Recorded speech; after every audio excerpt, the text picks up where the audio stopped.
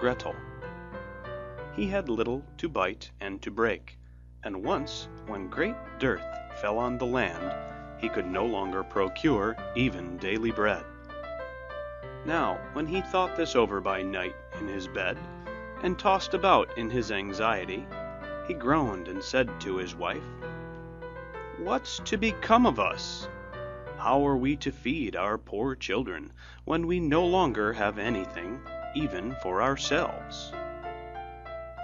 "I'll tell you what, husband," answered the woman. "Early tomorrow morning we will take the children out into the forest to where it is the thickest. There we will light a fire for them, and give each of them one more piece of bread, and then we will go to our work and leave them alone. They will not find the way home again, and we shall be rid of them." "No, wife," said the man, "I will not do that. How can I bear to leave my children alone in the forest? The wild animals would soon come and tear them to pieces." "Oh, you fool," said she, "then we must all four die of hunger. You may as well plane the planks for our coffins." And she left him no peace until he consented. "But I feel very sorry for the poor children all the same," said the man. The two children had also not been able to sleep for hunger, and had heard what their stepmother had said to their father. Gretel wept bitter tears and said to Hansel, "Now all is over with us." "Be quiet, Gretel," said Hansel. "Do not distress yourself. I will soon find a way to help us." And when the old folks had fallen asleep, he got up, put on his little coat, opened the door below, and crept outside. The moon shone brightly, and the white pebbles which lay in front of the house glittered like real silver pennies. Hansel stooped and stuffed the little pocket of his coat with as many as he could get in. Then he went back and said to Gretel, "Be comforted, dear little sister, and sleep in peace. God will not forsake us." And he lay down again in his bed. When day dawned, but before the sun had risen, the woman came and awoke the two children, saying, "Get up, you sluggards! We are going into the forest to fetch wood." She gave each a little piece of bread and said, "There is something for your dinner, but do not eat it up before then, for you will get nothing else."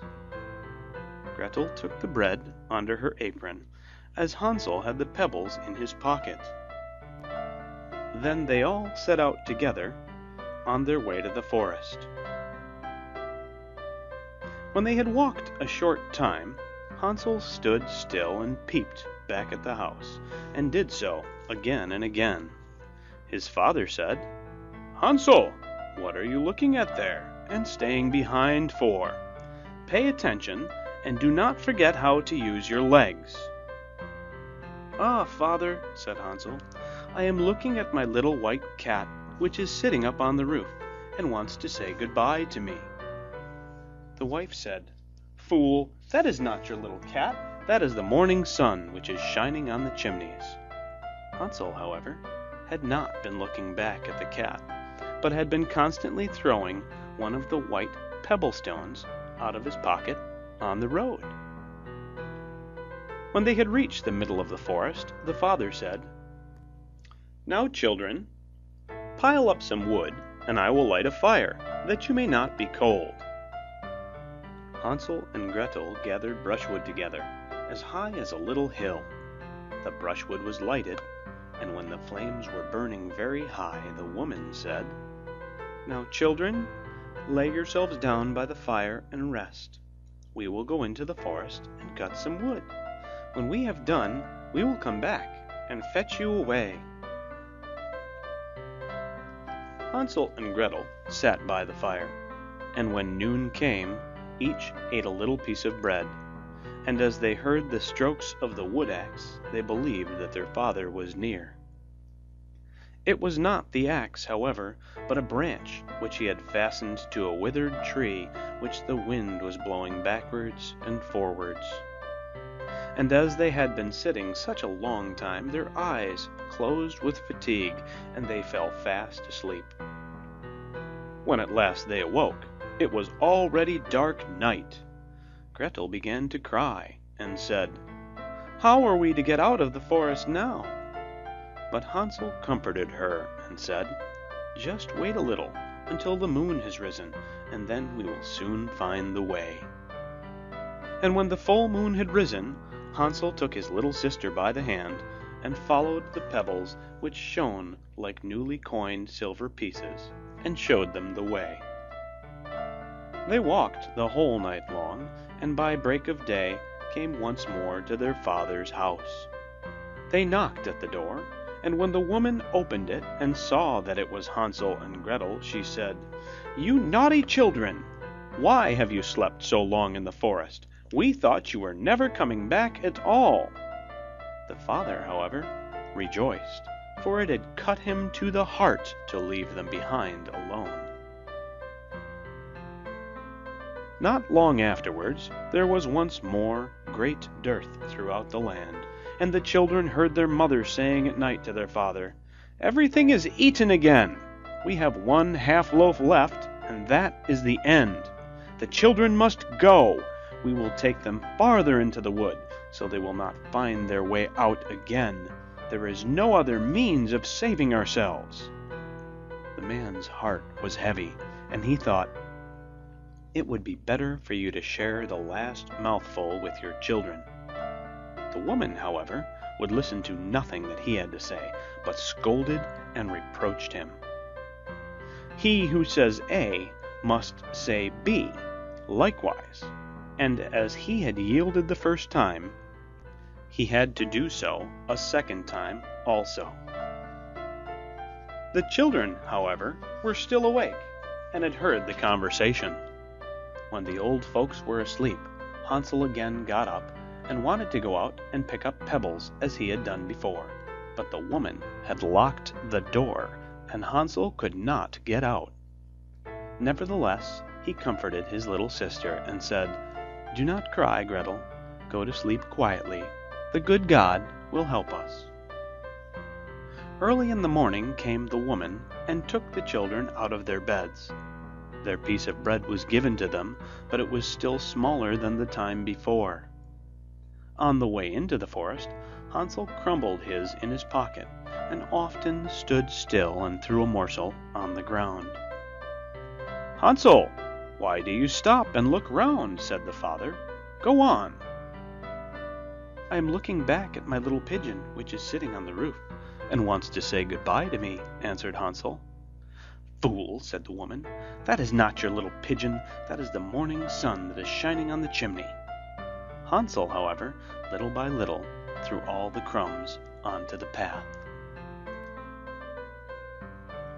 The woman led the children still deeper into the forest, where they had never in their lives been before. Then a great fire was again made, and the mother said, "Just sit there, you children, and when you are tired you may sleep a little. We are going into the forest to cut wood, and in the evening, when we are done, we will come and fetch you away." When it was noon, Gretel shared her piece of bread with Hansel, who had scattered his by the way. Then they fell asleep, and evening passed, but no one came to the poor children. They did not awake until it was dark night, and said, "Just wait, Gretel, until the moon rises, and then we shall see the crumbs of bread which I have strewn about. They will show us our way home again." When the moon came, they set out, but they found no crumbs, for the many thousands of birds which fly about in the woods and fields had picked them all up. Hansel said to Gretel, "We shall soon find the way," but they did not find it. They walked the whole night, and all the next day too, from morning till evening, but they did not get out of the forest, and were very hungry, for they had nothing to eat but 2 or 3 berries, which grew on the ground. And as they were so weary that their legs would carry them no longer, they lay down beneath the tree and fell asleep. It was now 3 mornings since they had left their father's house. They began to walk again, but they always came deeper into the forest, and if help did not come soon, they must die of hunger and weariness. When it was midday, they saw a beautiful snow-white bird sitting on a bough, which sang so delightfully that they stood still and listened to it. And when its song was over, it spread its wings and flew away before them, and they followed it until they reached a little house, on the roof of which it alighted. And when they approached the little house, they saw that it was built of bread and covered with cakes, but that the windows were of clear sugar. "We will set to work on that," said Hansel, "and have a good meal. I will eat a bit of the roof, and you, Gretel, can eat some of the window. It will taste sweet." Hansel reached up above and broke off a little of the roof to try how it tasted, and Gretel leant against the window and nibbled at the panes. Then a soft voice cried from the parlor, "Nibble, nibble, gnaw. Who is nibbling at my little house?" The children answered, "The wind, the wind, the heaven-born wind," and went on eating without disturbing themselves. Hansel, who liked the taste of the roof, tore down a great piece of it, and Gretel pushed out the whole of one round window pane, sat down, and enjoyed herself with it.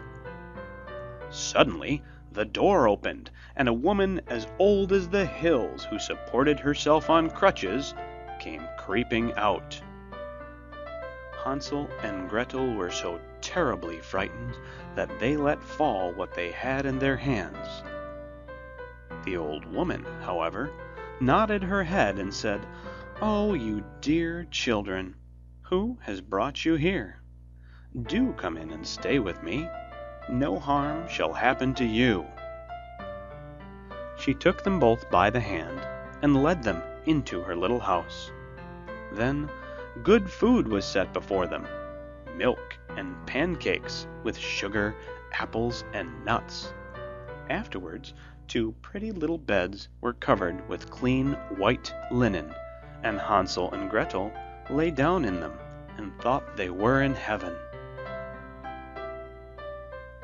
The old woman had only pretended to be so kind.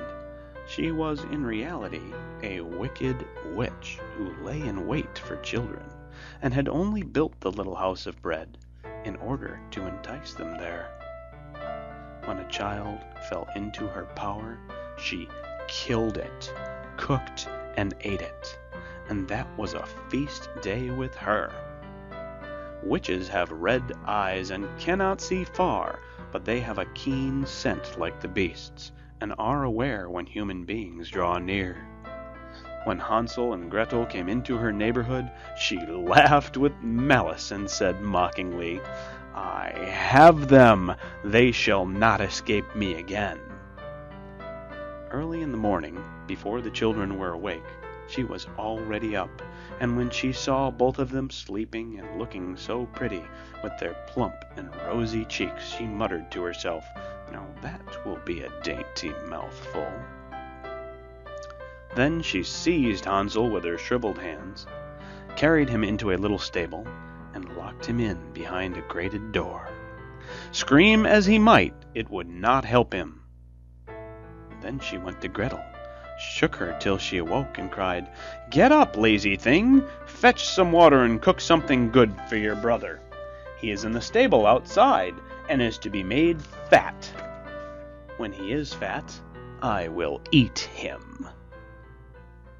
Gretel began to weep bitterly, but it was all in vain, for she was forced to do what the wicked witch commanded. And now the best food was cooked for poor Hansel, but Gretel got nothing but crab shells. Every morning the woman crept to the little stable and cried, "Hansel, stretch out your finger that I may feel if you will soon be fat." Hansel, however, stretched out a little bone to her, and the woman, who had dim eyes, could not see it, and thought it was Hansel's finger, and was astonished that there was no way of fattening him. When 4 weeks had gone by, and Hansel still remained thin, she was seized with impatience and would not wait any longer. "Now then, Gretel," she cried to the girl, "stir yourself and bring some water. Let Hansel be fat or lean, tomorrow I will kill him and cook him." Ah, how the poor little sister did lament when she had to fetch the water, and how her tears did flow down her cheeks. "Dear God, do help us," she cried. "If the wild beasts in the forest had but devoured us, we should at any rate have died together." "Just keep your noise to yourself," said the old woman. "It won't help you at all."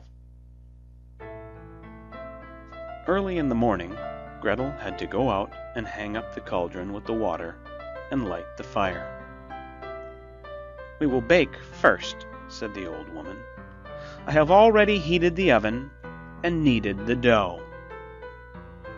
She pushed poor Gretel out to the oven, from which flames of fire were already darting. "Creep in," said the witch, "and see if it is properly heated, so that we can put the bread in."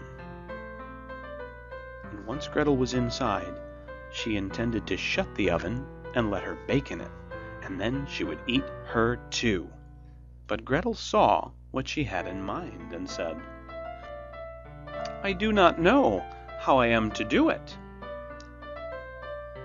How do I get in?" "Silly goose," said the old woman, "the door is big enough. Just look, I can get in myself." And she crept up and thrust her head into the oven. Then Gretel gave her a push that drove her far into it, and shut the iron door and fastened the bolt. Oh, then she began to howl quite horribly, but Gretel ran away, and the godless witch was miserably burnt to death. Gretel, however, ran like lightning to Hansel, opened his little stable, and cried, "Hansel, we are saved! The old witch is dead!" Then Hansel sprang like a bird from its cage when the door is opened. How they did rejoice and embrace each other, and dance about and kiss each other. And as they had no longer any need to fear her, they went into the witch's house, and in every corner there stood chests full of pearls and jewels. "These are far better than pebbles," said Hansel, and thrust into his pockets whatever could be got in. And Gretel said, "I, too, will take something home with me," and filled her pinafore full. "But now we must be off," said Hansel, "that we may get out of the witch's forest." When they had walked for 2 hours, they came to a great stretch of water. "We cannot cross," said Hansel. "I see no foot-plank and no bridge." "And there is also no ferry," answered Gretel, "but a white duck is swimming there. If I ask her, she will help us over." Then she cried, little duck, dost thou see? Hansel and Gretel are waiting for thee. There's never a plank or bridge in sight. Take us across on thy back so white." The duck came to them, and Hansel seated himself on its back and told his sister to sit by him. "No," replied Gretel, "that will be too heavy for the little duck. She shall take us across one after the other." The good little duck did so, and when they were once safely across and had walked for a short time, the forest seemed to be more and more familiar to them, and at length they saw from afar their father's house. Then they began to run, rushed into the parlor, and threw themselves round their father's neck. The man had not known one happy hour since he had left the children in the forest. The woman, however, was dead. Gretel emptied her pinafore until pearls and precious stones ran about the room, and Hansel threw one handful after another out of his pocket to add to them. Then all anxiety was at an end, and they lived together in perfect happiness. My tale is done. There runs a mouse. Whosoever catches it may make himself a big fur cap out of it. End of Hansel and Gretel.